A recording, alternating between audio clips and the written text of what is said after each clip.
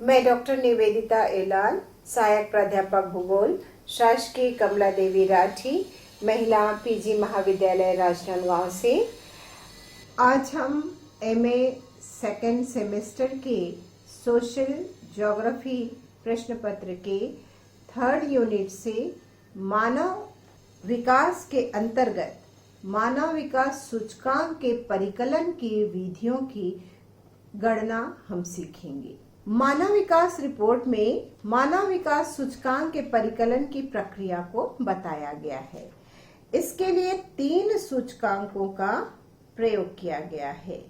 पहला है जीवन प्रत्याशा सूचकांक, जिसको लाइफ एक्सपेक्टेंसी इंडेक्स कहा जाता है।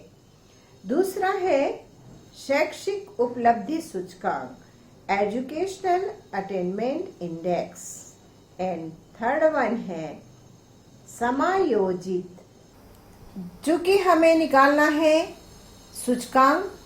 तो इसकी गणना के लिए जो न्यूनतम और अधिकतम मूल्य निर्धारित किया गया है उसको हम देख लेंगे कि जो निर्धारित अधिकतम और न्यूनतम मूल्य है सूचकांकों के, जिनमें पहला सूचकांक है जन्म पर जीवन प्रत्याशा का न्यूनतम 25 और अधिकतम 85 वर्ष। वयस्क साक्षरता दर जो है न्यूनतम 0 और अधिकतम 100%। संयुक्त कुल नामांकन अनुपात है न्यूनतम 0 और अधिकतम 100%।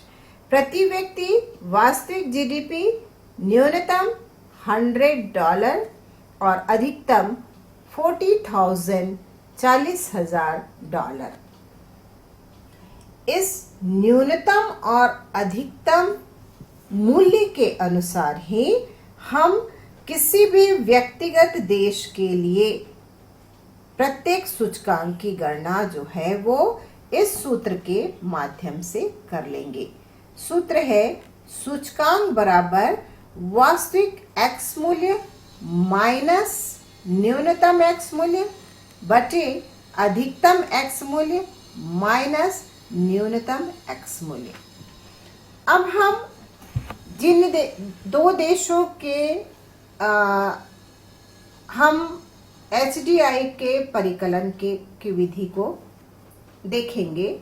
2 देशों में हम लोगों ने जर्मनी और चीन को लिया है, जिनमें जर्मनी में जीवन प्रत्याशा 77 वर्ष, चीन में 69.8 वर्ष, वयस्क साक्षरता 99% जर्मनी में, चीन में 82.9% और संयुक्त कुल नामांकन अनुपात जर्मनी में 88.1%, चीन में 68.9% और प्रति व्यक्ति वास्तविक जीडीपी अमेरिकी डॉलर में जर्मनी में $21,260 और चीन में $3,130। तो ये डाटा जो है वो दिए गए हैं सर्वे के अनुसार, सर्वे रिपोर्ट के अनुसार। इस आंकड़ों को हम सूत्र के अनुसार इनकी गणना जो है वो करेंगे। जैसे सूत्र दिया है सूचकांक बराबर, मान लीजिए हमें जर्मनी के लिए इसको निकालना है, तो वास्तविक मूल्य क्या है यहाँ पर जीवन प्रत्याशा यदि निकालना है हम लोगों को, जीवन प्रत्याशा सूचकांक यदि हम लोगों को निकालना है जर्मनी के लिए, तो जर्मनी के लिए वास्तविक जो मूल्य है वो है 77.2 वर्ष और न्यूनतम जो फिक्स किया गया है, न्यूनतम मूल्य जो है इसके लिए किया गया है वो है 25 वर्ष। तो यहाँ पर रखा जाएगा 25 वर्ष। इसके बाद अधिकतम जो इस सूत्र के अनुसार से अधिकतम x मूल्य दिया गया है, अधिकतम x मूल्य यहाँ पर कितना दिया गया है 85 वर्ष। तो यहाँ पर हम सूत्र में इसी तरह से 85 वर्ष माइनस न्यूनतम जो मूल्य x मूल्य है वो है 25। तो 77.2 से 25 घटा देने पर 52.2 वर्ष और 85 से 25 घटा देने पर 60 वर्ष। तो इस प्रकार आया 52.2 में 60 का भाग देने पर आता है 0.870। ये जर्मनी के जीवन प्रत्याशा सूचकांक बनता है। इसी प्रकार से हम चीन के लिए जीवन प्रत्याशा सूचकांक जो है वो निकालेंगे। चीन की जो जीवन प्रत्याशा है वो 69.8 है। न्यूनतम जो हमें दिया गया है सूचकांक अधिकतम और न्यूनतम की लिस्ट में, उसके अनुसार से 25 और 85 वर्ष को देखेंगे। 25 वर्ष अधिकतम, 85 वर्ष न्यूनतम 25 वर्ष। तो इस प्रकार से 69.8 से 25 घटा देने पर 44.8, 85 से 25 घटा देने पर 60। तो इस 44.8 में 60 का भाग देने पर आ जाता है 0.747। तो चीन की जो जीवन प्रत्याशा है, सूचकांक है, वो है 0.747। तो इस प्रकार प्रत्येक देशों के लिए यहाँ पर हम लोगों ने 2 देशों को उदाहरण स्वरूप देखा है, जर्मनी और चीन को। इसी प्रकार विश्व के सभी देशों का 173 देश हैं, उन सभी देशों का हम इस प्रकार से जीवन प्रत्याशा सूचकांक जो है वो ज्ञात कर सकते हैं। इसके अलावा हम देखते हैं वयस्क साक्षरता सूचकांक। यहाँ पर जर्मनी और चीन को हम लोगों ने उदाहरण के तौर पर रखा है। वयस्क साक्षरता सूचकांक में हम लोगों ने जर्मनी का देखा है 99.0 है, और इसी का हम लोग देखेंगे कि अधिकतम और न्यूनतम क्या माना गया है। वयस्क साक्षरता दर न्यूनतम है 0 और अधिकतम है 100%। याद रखेंगे, वयस्क साक्षरता दर न्यूनतम 0, अधिकतम 100%। यहाँ पर वयस्क साक्षरता दर जो है वो वयस्क साक्षरता दर जर्मनी की 99.0 है और न्यूनतम 0, अधिकतम 100 और न्यूनतम 0। तो इस प्रकार से 99.0 से 0 घटाएंगे तो 99.0 ही आएगा, और 100 से 0 घटाने पर 100 आएगा। 99.0 में 100 का भाग देने पर 0.990 आएगा। ये जर्मनी की वयस्क साक्षरता सूचकांक है 0.990। ठीक इसी तरह हम चीन के लिए भी निकाल लेंगे। चीन की जो वयस्क साक्षरता दर है वो है 82.9 और न्यूनतम जो है सूत्र के अनुसार है, और हमारी सूची के अनुसार है 0 न्यूनतम, अधिकतम 100 और न्यूनतम 0। तो इसी प्रकार से 82.9/100 आ जाएगा।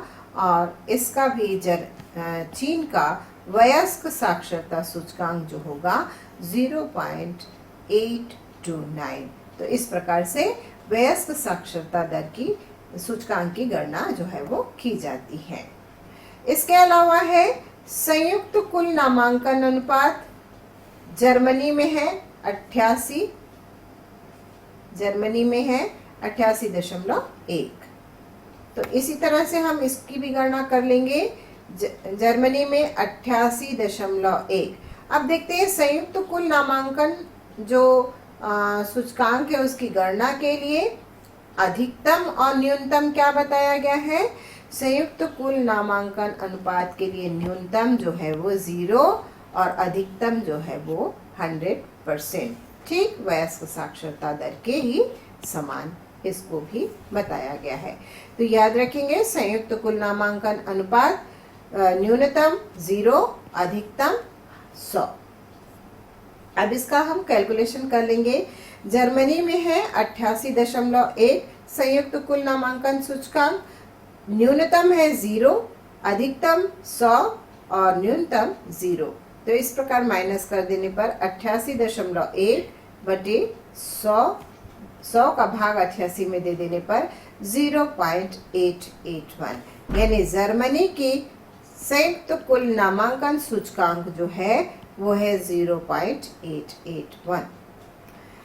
इसके बाद हम चीन के लिए भी देखेंगे। चीन का जो संयुक्त कुल नामांकन अनुपात है वो है 68.9। तो इस प्रकार से 68.9 माइनस न्यूनतम जो है वो 0 है, अधिकतम 100% है और न्यूनतम 0 है। तो 68.9 अपॉन 100 का भाग 68.9 पे देने पर 0.689 आएगा। अर्थात चीन के संयुक्त कुल नामांकन सूचकांक जो है 0.689 होगा। इसी तरह से हम जर्मनी चीन का जैसे हम लोगों ने उदाहरण देखा, उसी तरह विश्व के सभी देशों का हम संयुक्त कुल नामांकन सूचकांक, वयस्क साक्षरता सूचकांक और जीवन प्रत्याशा सूचकांक ये सभी कुछ निकाल सकते हैं। और देखिए आप, इस तरह से मानव विकास सूचकांकों को हम पूरे विश्व में इस तरह से प्रकट कर सकते हैं। जैसे जो सूचकांक आए हैं इनके आधार पर मैक्सिमम और मिनिमम इसको हम ध्यान में रखते हुए उसको वर्ग में बांट देंगे। और इसी तरह से जिस प्रकार से इस पूरे वर्ल्ड के मैप में बांटा गया है, ये जो चेक वाला जो आपको दिखाई दे रहा है, ये देखिए अमेरिका, नॉर्थ अमेरिका वाला, ये पूरा अलास्का, कनाडा, यूएसए, मैक्सिको, इस प्रकार से जो दिया गया है, इधर साउथ अमेरिका जो दिया गया है, ये 0.800 और उससे अधिक सूचकांक वाले देशों के अंतर्गत आते हैं। इसके अलावा कुछ जो विकासशील देश हैं इस प्रकार से 0.500 इसके अलावा उससे लेकर के 0.800 तक के अंतर्गत आते हैं। और जो निम्न या न्यूनतम विकसित देशों के अंतर्गत जो देश आते हैं, जैसे आप ये देखेंगे अफ्रीका का जो भाग है इस तरह से, तो इन भागों पर 0.500 से कम जो सूचकांक है वो देखे जाते हैं।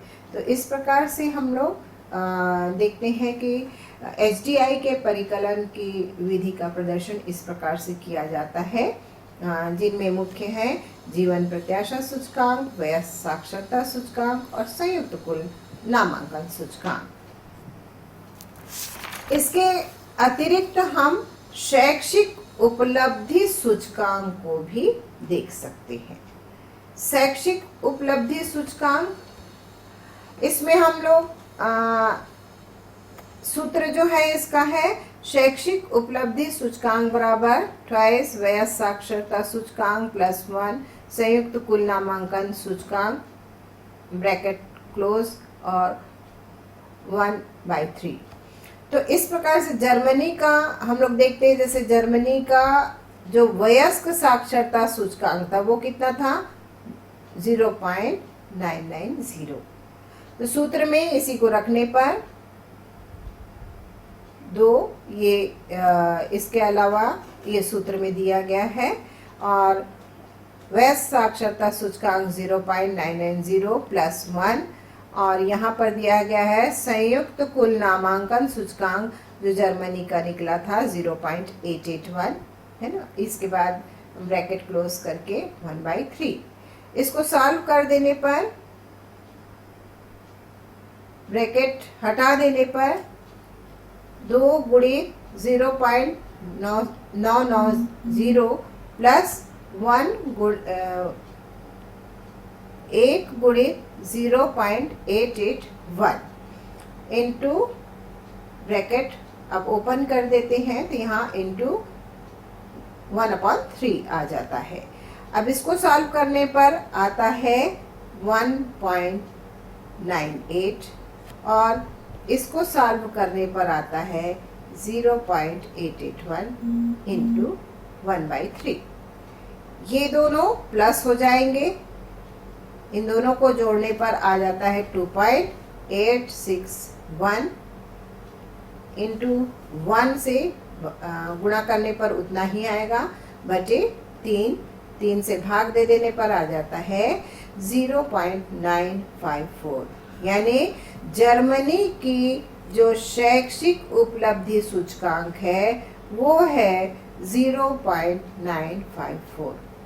इसी प्रकार हम चीन के लिए देखेंगे तो चीन का जो ये सूत्र में ही है 2 गुणित चीन का जो वयस्क साक्षरता सूचकांक है वो है 0.829 और संयुक्त कुल नामांकन सूचकांक है 0.689। तो इस प्रकार से 2 से गुणा करने पर 0.829 का आ जाएगा 1.658 और यहाँ पर 1 के साथ गुणा करने पर आ जाएगा 0.689। ये जो का त्यों रहेगा। ब्रैकेट ओपन करने पर गुणित 1/3। ये दोनों संख्या को जोड़ने पर आ जाएगा 2.347/3। 3 से भाग देने पर आ जाएगा 0.782। यानी चीन की जो शैक्षिक उपलब्धि सूचकांक है वो है 0.782। इसी तरह से समायोजित वास्तविक प्रति व्यक्ति जीडीपी, समायोजित वास्तविक प्रति व्यक्ति जीडीपी सूचकांक भी हम लोग निकालेंगे। W यानी किसी भी देश के लिए हमको निकालना है तो बराबर log y minus log minimum बटे log y maximum minus log minimum. अब हम जर्मनी के लिए देखते हैं। जर्मनी के लिए log, अब ये y यानी आप प्रति व्यक्ति आय यानी जीडीपी सूचकांक वहां पर कितना है जर्मनी का देखेंगे हम लिस्ट में।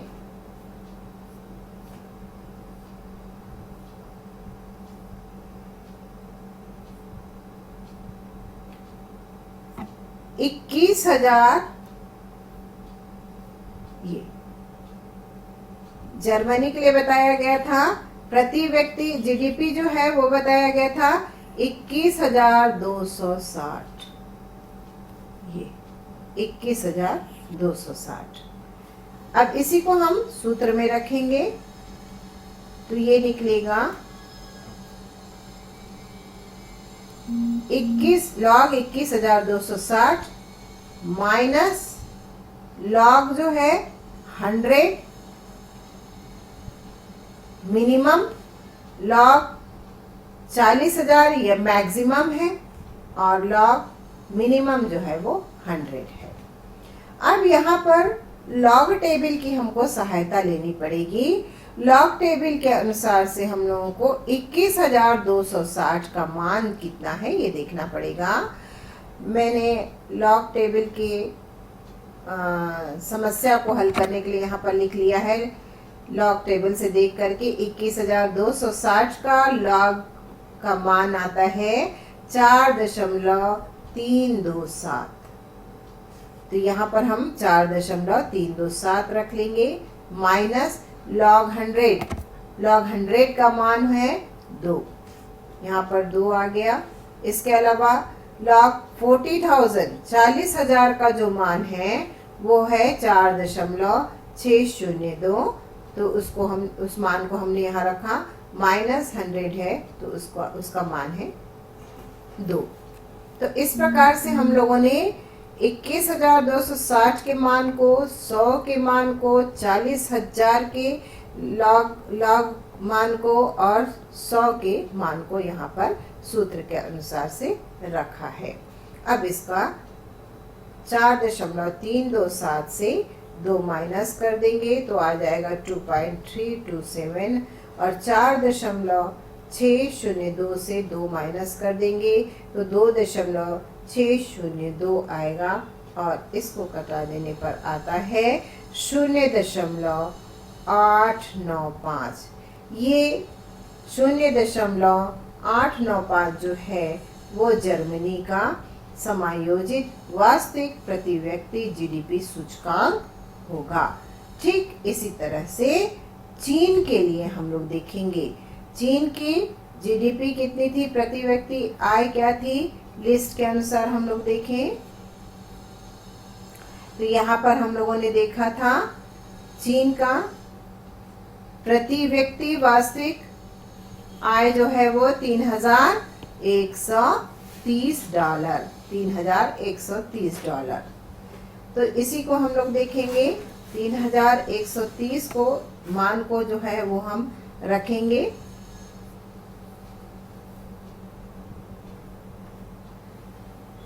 लॉग 3,130 माइनस लॉग मिनिमम जो है वो 100 है और मैक्सिमम जो है 40,000 है, फिर मिनिमम है, और इस प्रकार से लॉग 3,130 के मान को हम लोग देखेंगे।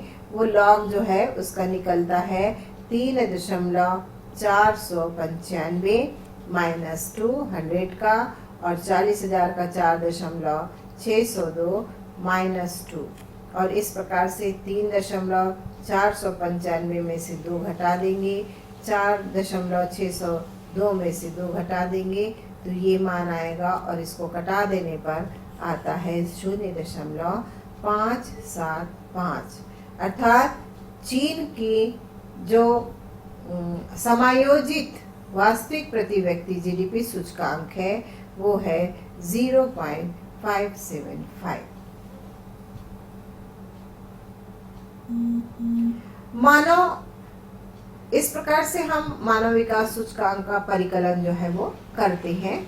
और इस परिकलन के करने का आशय क्या है? इस परिकलन के अनुसार से हमको हर देश के सूचकांक जो है वो प्राप्त होते हैं, और मानव विकास रिपोर्ट 2002 के अनुसार 2000 के आंकड़ों के आधार पर आकलित अधिकतम मानव विकास सूचकांक जो है एसडीआई जो है वो नॉर्वे में 0.942 ये अंकित किया गया है, जबकि न्यूनतम मानव विकास सूचकांक जो है वो सिएरा लियोन अफ्रीकी देश है 0.275 यहाँ पर अंकित किया गया है। मानव विकास के दृष्टिकोण से विश्व के समस्त देशों को फिर हम 3 वर्गों में बांट सकते हैं। इस प्रकार से सूचकांक के आधार पर हम उनको वर्गों में बांटते हैं और 3 वर्ग जो है वो बनते हैं। पहला वर्ग है उच्च मानव विकास वाले देश, countries of high human development. दूसरा बनता है मध्यम मानव विकास वाले देश, countries of medium human development. और थर्ड वन है निम्न मानव विकास वाले देश, countries of low human development. और इसके आधार पर हम पूरी लिस्ट जो है वो मानव विकास के संकेतक और मानव सूचकांक जो दिए गए हैं 2000 के आंकड़ों के आधार पर हम इस तरह से एसडीआई का परिकलन करके उच्च मानव विकास, मध्यम मानव विकास और निम्न मानव विकास वाले देशों में हम उनको बांटते हैं। तो इस प्रकार से एसडीआई का परिकलन करके दिया गया है। उच्च मानव विकास जहाँ पर कि एसडीआई जो है 0.800 या उससे अधिक है, तो उसमें सबसे पहला स्थान जो आता है नॉर्वे का, सेकेंड है स्वीडन का। इस प्रकार से जन्म पर जीवन प्रत्याशा, वयस्क साक्षरता, संयुक्त कुल नामांकन अनुपात, प्रति व्यक्ति जीडीपी और मानव सूचकांक जो है वो बताया गया है। तो इस प्रकार से उच्च मानव विकास, मध्यम मानव विकास वाले देश, इसके अतिरिक्त निम्न मानव विकास वाले देश जो है, और फिर अंत में पूरे विश्व के सूचकांकों को दर्शाया गया है। उच्च मानव विकास वाले देशों के अंतर्गत कुल 53 देश आते हैं। मध्यम मानव विकास के अंतर्गत कुल 84 देश आते हैं और निम्न मानव विकास के अंतर्गत कुल 36 देश आते हैं। तो इस प्रकार प्रत्येक देशों का इंडिविजुअली जो है वो परिकलन जो है वो किया जाता है और उनको वर्गों में बांटकर उसको रखा जाता है उच्च, मध्यम और निम्न मानव विकास वाले देशों के तहत। इस तरह से गणना जो है वो की जाती है। विश्व में कुल 173 देश जो हैं उनकी गणना इस तरह से की गई है। इस तरह आज के वीडियो में हम लोगों ने मानव विकास परिकलन सूचकांक के परिकलन की विधियों का अध्ययन किया। इस थोड़ा सा मैथमेटिक्स है, थोड़ा सा गणितीय है, तो कैलकुलेशन इसमें किया जाना है।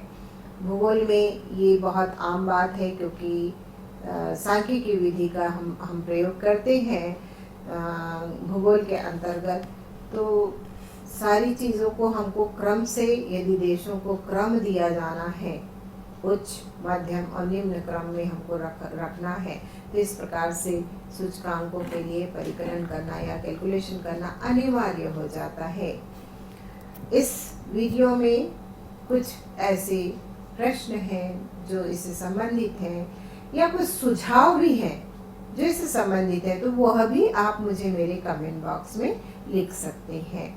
और इसके साथ ही आज के हमारे इस वीडियो में इतना ही।